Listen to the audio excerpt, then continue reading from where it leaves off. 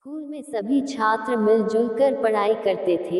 एक बार उनके गुरुजी ने एक विषय पर चर्चा करने की बोले, जिस पर सबको मिलकर उस चर्चा में शामिल होना था। चर्चा का विषय था, सबसे ज्यादा श्रेष्ठ कौन है, जो बोलता है या जो सुनता है।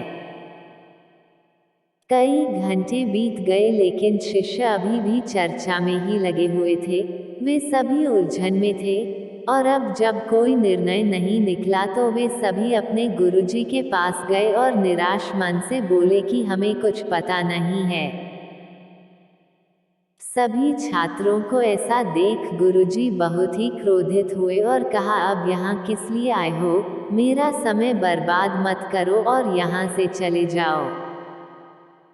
गुरुजी बहुत ही शांत स्वभाव के थे। उनका ऐसा व्यवहार देखकर सभी शिष्य चौंक पड़े और वे सभी वहां से चले गए। जाने के बाद अपने गुरुजी की आलोचना करने लगे। किसी ने कहा, हमारे गुरुजी बहुत बुरे हैं, उन्हें ऐसी बातें नहीं करनी चाहिए।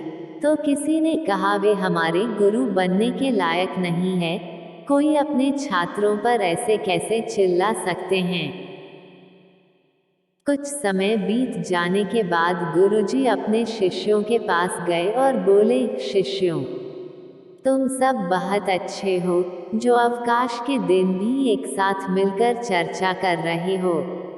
मुझे तुम सब पर गर्व है।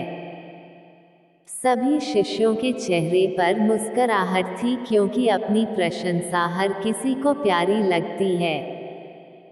इतना कहने के बाद फिर गुरुजी ने बोले, असल मायने में वाणी से बढ़कर इस संसार में और कोई भी शक्तिशाली वस्तु नहीं है।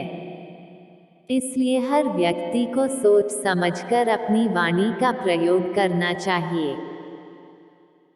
सभी शिष्यों को अपने गुरु से आज एक बहुत ही अच्छी सीख मिली। इसके बाद गुरुजी ने सभी शिष्यों को समझाते हुए कहा, प्रिय शिष्यों, आज का मेरा व्यवहार आप सबको अजीब लगा होगा, लेकिन यह मैंने जानबूझकर किया था।